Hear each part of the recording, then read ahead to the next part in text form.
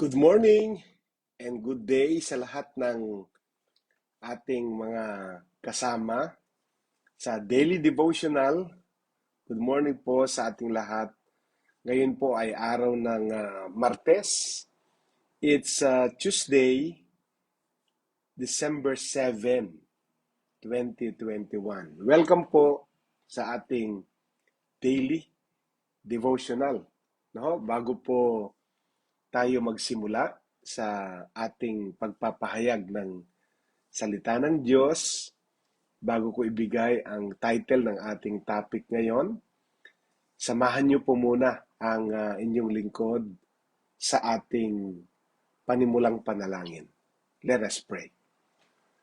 O our God in heaven, lubos po ang aming pasasalamat dahil sa napakayamang mong grasya, pagmamahal, pag-ibig, katapatan, pagpapala, katagumpayan na ibinibigay sa amin. Kaya naman po kami ay walang hanggang pasasalamat at papuri ang aming inialay sa iyo. Dahil kayo po ay karapat-dapat. Maraming salamat sa panibagong araw na ito, panibagong umaga, na may panibagong kalakasan, panibagong pagpapala na naghihintay sa amin. Tatanggap kami ng inyong banal na salita ngayon at dalangin namin ang kaunawaan, kapahayagan ay aming matatanggap sa oras na ito. Maraming salamat po. Pinupuri ka namin, pinanakila ka namin. Sa tanging pangalan mo, Jesus. Amen. And Amen. So, samahan niyo po muna ako. Medyo nagbago tayo ng setup ngayon dahil i-prepare natin yung ating mga gamit for the Foundation Day sa Philippines. Pero samahan niyo po muna ako na i-share ang ating broadcast sa lahat ng inyong ating mga Facebook friends. So ako po ngayon ay nagsishare muna sa aking mga friendship. Okay, bago ko po i-present naman ang gospel sa pagpapatuloy ng ating pag-aaral. Dali lang po at pinipindot ko muna ang ilan sa mga friendship ko. Sabayan nyo na po ako. Sabayan nyo po ako. Okay, dalawa na lamang. Okay, at ako ay tapos na. Ayan. No? Okay. Praise God. Dali lang po ha. Ayan. Wala pong gagawa niyan. Okay. So we have 131. Wala po tayo nung ating the usual opening music, opening song. At ginamit ko muna yung aking Facebook cellphone. Tinayo ko po sa aking harapan. So tuloy-tuloy lamang po ang pagpindot sa ating share button. Yan po sa inyong mga cellphone. And don't forget to follow us in YouTube. Lahat po ng ito ay nasa YouTube din po. YouTube channel natin ay JLG Space TV. At pag nasa JLG Space TV na kayo, don't forget to subscribe and don't forget to click yung notification bell icon upang ang mga susunod na mga broadcast natin ay ma-notify po kayo lagi. Purihin ng Panginoon. And syempre, itong ating ginagamit, ang ating Facebook page, Jesus the Living Gospel. Huwag kalilimutang i-follow at huwag kalilimutang i-like para tuloy-tuloy po ang paglago nitong ating online ministry. Praise God, praise God. So, Salamat po ng marami at ang title po ng aking topic ngayon ay actually ito yung our last topic sa Book of Nehemiah. And by tomorrow, God be willing, kita-kita ulit tayo and magsisimula na tayo sa Book of Esther. Book of Esther, sa Old Testament pa rin, right after the Book of Nehemiah ay the Book of Esther. So bukas sisimulan natin ang Book of Esther, kaya magtatapos tayo sa Book of Nehemiah today. Ito yung chapter 13 na po tayo. Okay, at ang title po ng aking topic ay Remember. Remember. Laging alalahanin. Laging balik-balikan. Yan, no? May mga bagay, mabubuting bagay na magandang balik-balikan kasi magagandang alaala siya. May mga masasamang alaala din na hindi na kailangan balikan pero kung nababalikan man ay wala na siya nung yung sakit na naramdaman nung una nating ma-experience yun. So, remember po ang title ng topic. And since last topic ito, nasa Nehemiah chapter 13 verses 10 to 22. So yan po ang ating babasahin ngayon. Nehemiah 13, 10 to 22. Remember, I also learned that the portions assigned to the Levites had not been given to them, and that all the Levites and musicians responsible for the service had gone back to their own fields.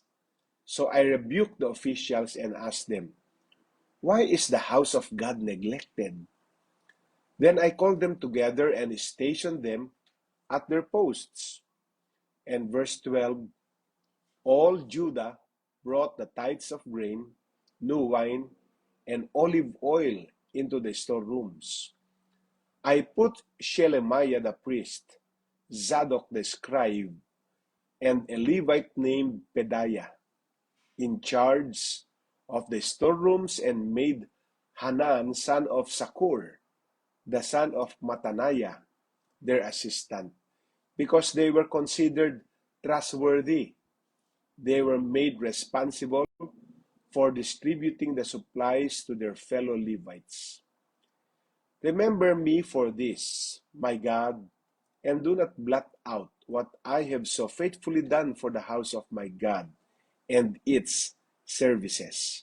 Verse 15, in those days, I saw people in Judah treading wine presses on the Sabbath and bringing in grain and loading it on donkeys, together with wine, grapes, figs, and all kinds of loads. And they were bringing all this into Jerusalem on the Sabbath.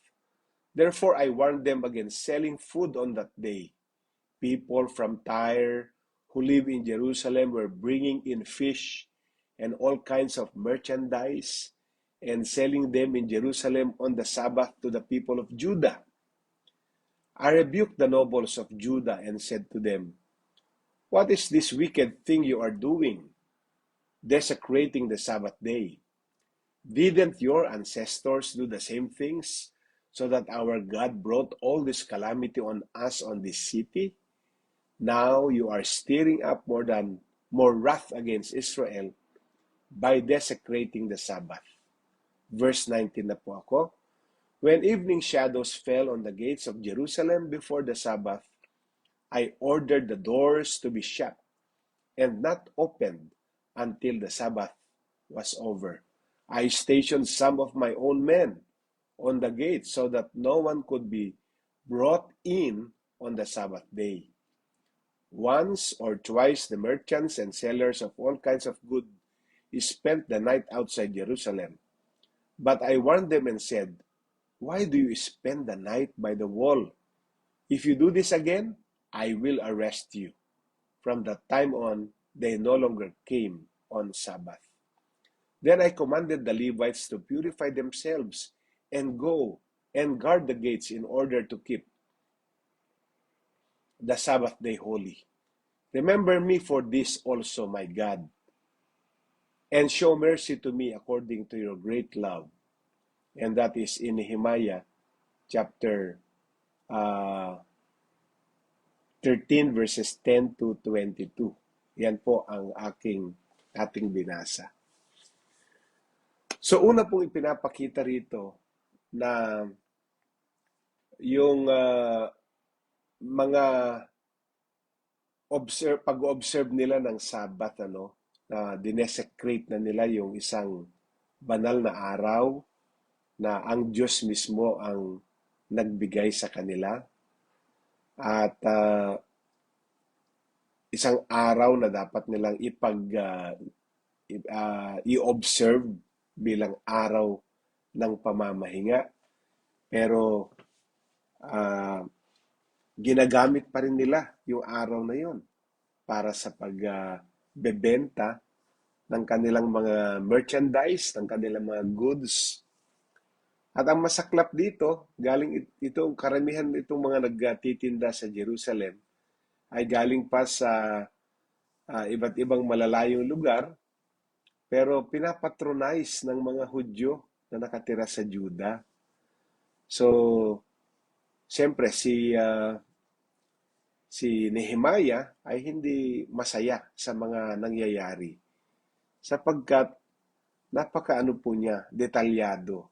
Isa siyang gobernador na naglingkod o naglilingkod kay King Artaxerxes, ang hari ng Babylonia. At siya ay nakakuha ng favor paroon at parito. Parang balik-balikan lang siya. Minsan nasa Babylonia siya, nasa Babylon. Tapos papaalam siya kay King Artaxerxes na uwi muna siya sa Jerusalem. Pero pagka umaalis siya patungong Babylon, ay binibilinan niya, naglalagay siya ng mga tamang tao na mga ngasiwa. Yung mga napagkakatiwalaan. Yung mga maayos sa kausap. Yung mga maasahan mo pag iniwan mo. Pero pag absent na siya, pag wala na siya, nasa Babylon siya, itong mga naiwan, katulad nung pinag-usapan natin na kahapon ba yon, ay ganun din, kinompromise niya.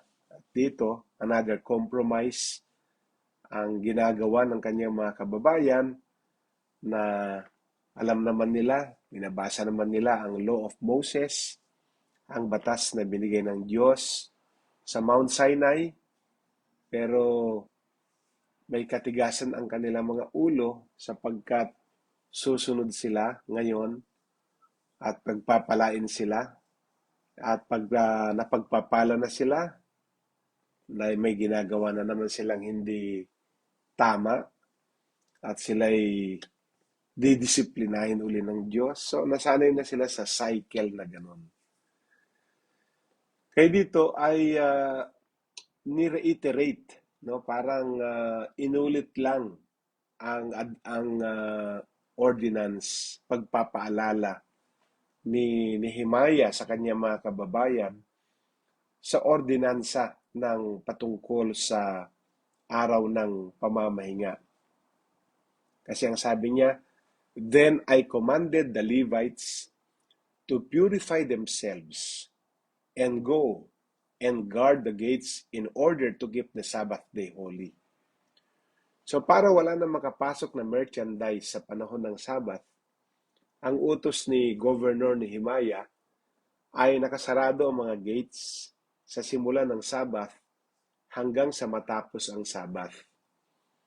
Para sa gayon, wala nang makapasok na magtitinda at wala nang bibili sapagkat hindi na niya sinarado na niya ang gate sa panahon ng Sabbath.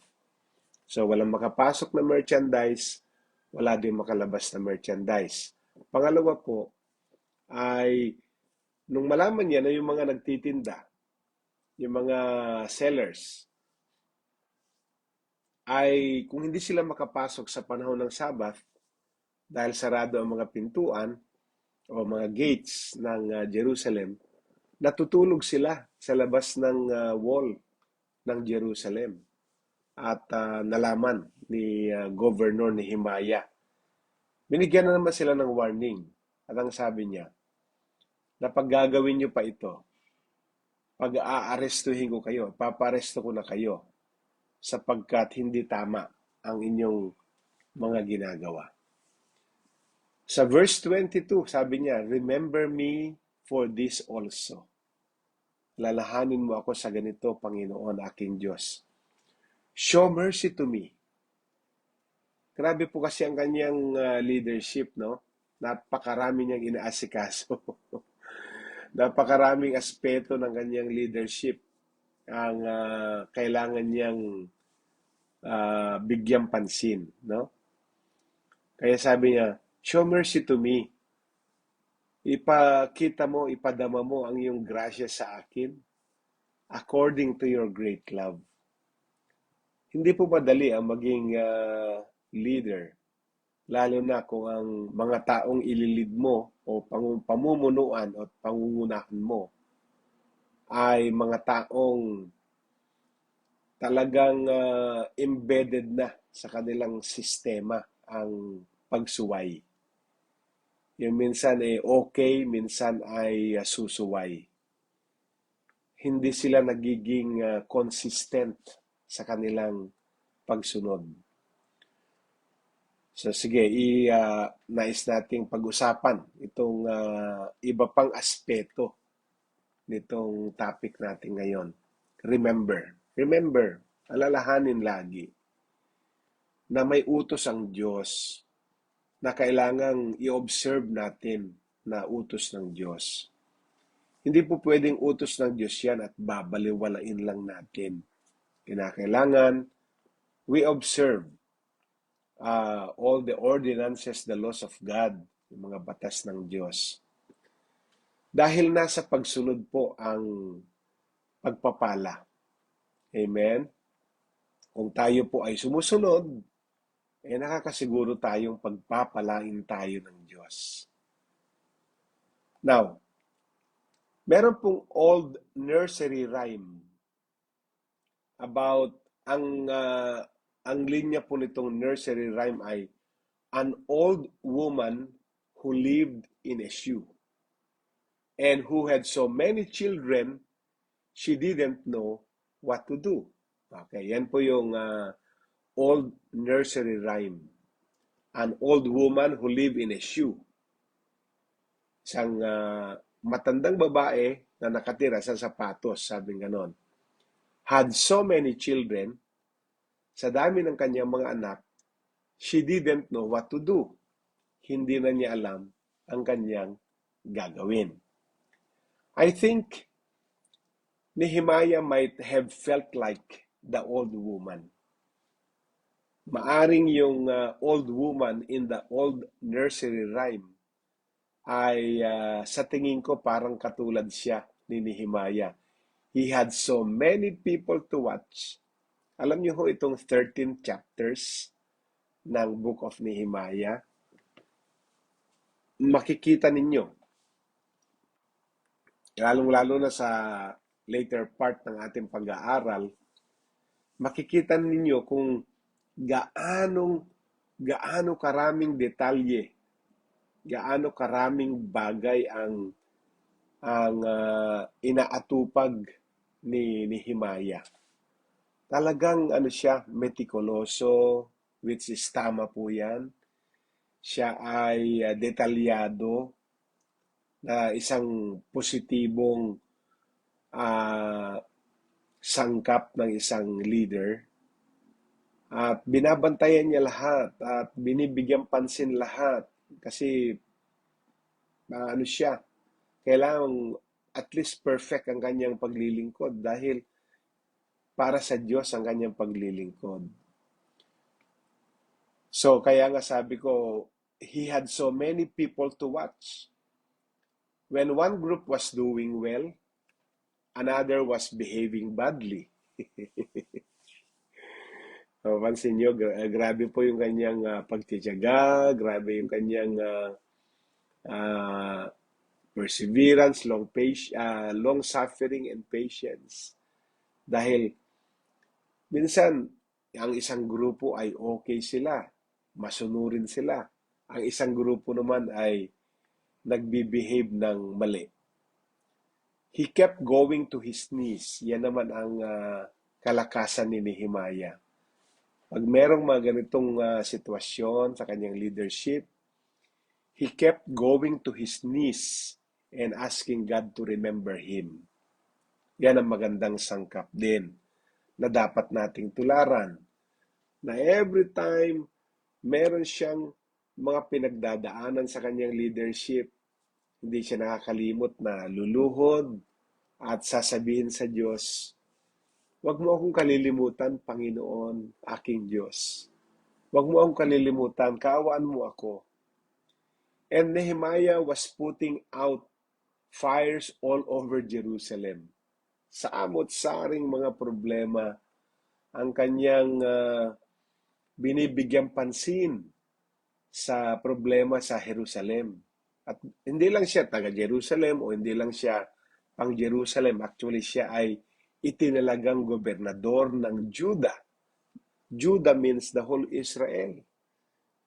So, kita nyo naman kung gaano siya kaayos magpalakad, gaano kaayos ang kanyang leadership, na napakarami niyang sinesettle sa buong Jerusalem. And each time he dealt with a new situation, he worked to make it better. And he prayed something like, "Remember me for this, my God." Ibig sabihin, na sa tuwing meron siyang haharapin na panibagong sitwasyon, nag-i-improve ang kanyang leadership. Talagang pwede nating gayahin, pwede nating alamin ang itong kanyang sistema ng leadership at napakagandang gayahin. Sapagkat every time na meron siyang kaharapin na bagong sitwasyon, nag-i-improve ang kanyang leadership kasi na-exercise ang kanyang leadership. At lagi siyang nananalangin ng mga panalangin na katulad ng, "Remember me for this, my God." Kaya nga ang topic natin ngayon ay remember, di ba? Yan po ang title ng topic natin, remember.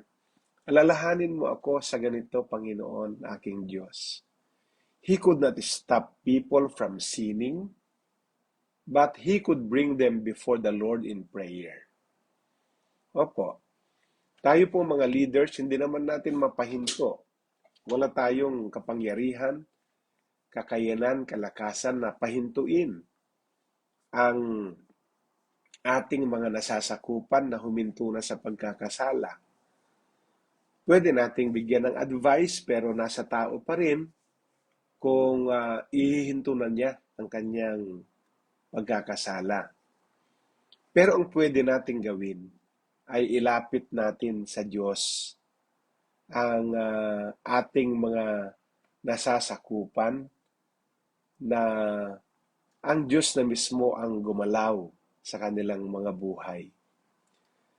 Prayer is the only solution for many of the world's problems. Agree po ba kayo doon na ang panalangin ay siyang nag-iisang solusyon sa napakaraming problema ng mundong kinakaharap natin ngayon? Kaya dapat ang isang leader o isang lingkod ng Diyos o isang Kristiyano man lang ay hindi nawawala sa kanya ang pananalangin na mag-intervene ang Diyos sa kinakaharap ng simbahan, ng kinakaharap ng pamilya, kinakaharap ng community, kinakaharap ng ating bansa. Panalangin po ang sikreto. And by sending Jesus, who fulfilled the Old Testament law perfectly for all who believe in Him, God showed that He kept His promise to make Israel a blessing to all other nations. Amen? Pinadala po ang Panginoong Hesukristo at siya ang katuparan, the fulfillment of the Old Testament law. Siya ang perfect na sacrifice for all who believe in Him. Pinakita po ang katuparan ng lahat ng pangako ng Diyos na gagawin ang Israel bilang pagpapala sa lahat ng mga bansa. So believing in Jesus, we can be assured that God forgives us for Jesus' sake, crediting us with His righteousness. Yan po ang nakalagay sa Romans chapter 3. No? That's all we have when we think about it. So we pray continually for His help, that in His strength, we may honor God in all we do. Amen? So, sa ating patuloy na pananalangin at sa grasya at tulong ng Diyos na sa Kanyang lakas na ibinibigay sa atin, mabibigyan natin ng honor ang pangalan ng Diyos sa lahat ng ating mga ginagawa. Amen. When we pray, we know that God controls the world. He loves us and promises to work in and through us. Kapag tayo po ay nanalangin, kinikilala natin na ang Diyos ang may control sa lahat ng bagay sa mundong ito. Kapag tayo ay nananalangin, kinikilala natin ang Diyos na umiibig sa atin. Kinikilala natin ang Diyos ay tutupad sa kanyang mga pangako and He will work in and through us. So, we can trust God will bring glory out of terrible situations because He alone can do it. Kapag nananalangin po tayo, ibig sabihin nagtitiwala tayo sa Diyos na kaya niyang gawin ang kanyang mga pangako. Nagtitiwala tayo na out of our terrible situations ay God can bring and will bring glory mula sa mga terrible situations natin. At siya lamang ang pwedeng gumawa niyan. Kaya lagi tayong bumalik sa Diyos. Lagi tayong lumapit sa mga panahon na meron tayong mga bad situations or terrible situations at that. So, daily, let's remember the one true God who holds the whole world in His hands.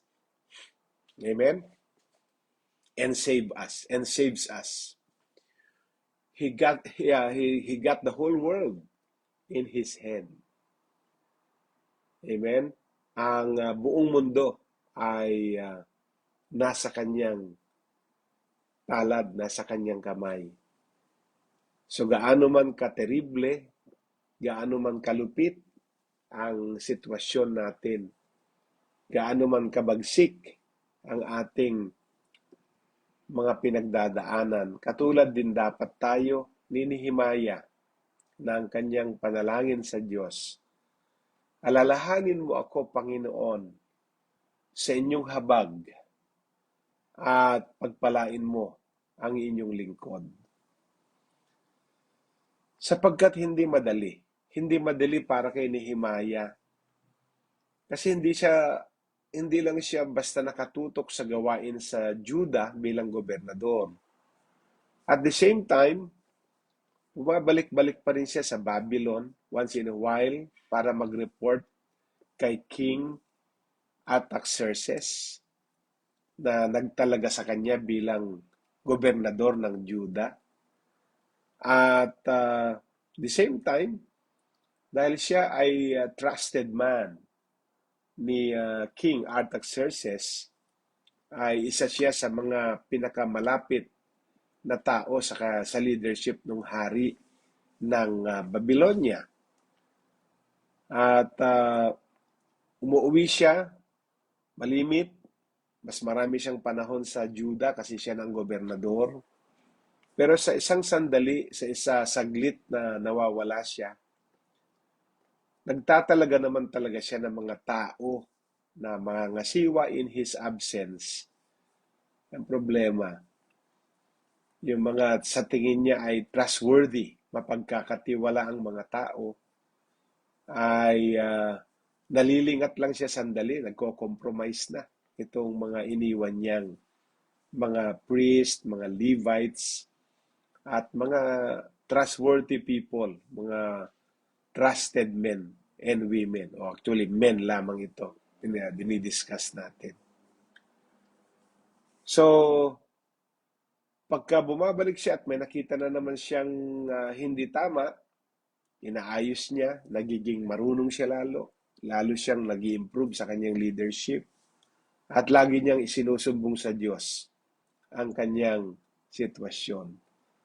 Lagi niyang inilalapit sa Diyos kasi parang walang time na pahinga itong kanyang leadership dahil minsan okay ang isang bahagi ng kanyang leadership, ang mga tao ay nagpa-participate, nagko-cooperate.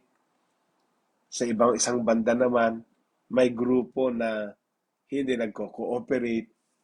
So, hindi siya maubusan ng alalahanin, hindi siya maubusan ng kinakaharap, hindi siya nawawalan ng challenge sa kanyang leadership. Pero doon siya nahahasa. Doon nagiging mas matalas ang kanyang leadership. Pero napakagaling talaga ni Nehemiah. Ang nakakalungkot nga lang, matatapos na tayo. O hindi lang matatapos. Matatapos tayo ngayong araw sa ating devotional sa Book of Nehemiah at bukas ay magsisimula tayo sa Book of Esther. So wala po akong PowerPoint. Sorry. Wala akong PowerPoint.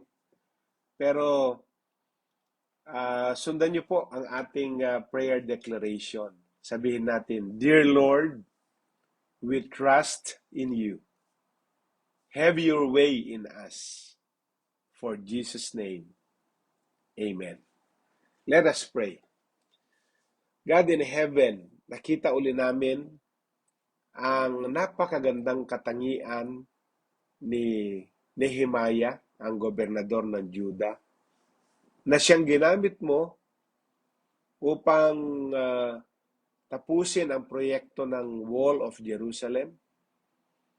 And after rebuilding the wall, itinalaga siyang gobernador. At sa kanyang pagiging gobernador ng Juda, ipinakita naman niya ang iba't ibang positibong aspeto ng leadership. Na hindi pwedeng may ma-overlook siyang mga bagay-bagay, lalo na yung mga bagay na konektado sa batas ng Diyos. At ipinakita ang isang halimbawa na hindi siya nagko-compromise. Na si Nehemiah sa aming pag-aaral ay isang uri ng lingkod ng Diyos. Na kung ano ang tama at yun ang alam niyang tama, ay gagawin niya kahit sino pa ang magiging casualty nito. Hanggang sa chapter 13 na aming pag-aaral sa aming pagtatapos ng Book of Nehemiah, ay nagpapakita pa rin siya ng napakagagandang halimbawa, katangian na gusto rin naming masundan at magaya sa aming paraan ng pamumuno at pagsunod sa iyo. Turuan mo kami na lahat ng mga nakita naming katangian ni Nehemiah ay maging bahagi na rin po ng aming buhay Kristiyano, sa aming pang-araw-araw na lakad bilang Kristiyano. Pagpalain niyo po kaming lahat, Panginoon, sa aming mga inaral. Salamat sa mga revelation sa 13 chapters ng Book of Nehemiah. At bukas po ay magsisimula kami ng panibagong aklat sa Biblia. Bigyan mo kami ng excitement na marami pa kaming matutunan. Pinapadalangin ko po ngayon ang bawat kapatid ko po na nanunood at mga manunood pa, ang pagdaloy ng mayamang biyaya ay sumaaming lahat. Sa pangalan mo, Jesus. Amen. And Amen. Purihin ang ating Diyos na buhay. Mga kapatid, ngayon ay December 7, ako 18 araw na lang, Pasko na.